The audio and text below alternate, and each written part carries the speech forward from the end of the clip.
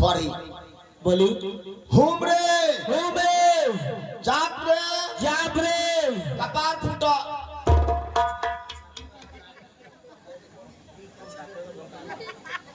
बाबू बेटे कौन बोले देखता बाबू पढ़ी। अच्छा दोबारा दी पंडित जी के लगे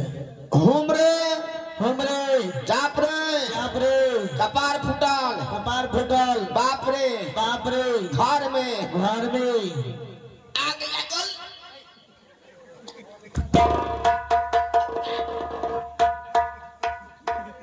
आ लड़की काटा हमारे बाप आ लड़के के काट के मुँह दी घर में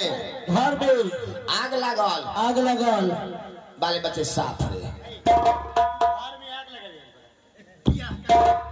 अगिरबान कटनिया एकरा घर में आग लगे बेटे खाली तुरंत है राजपूत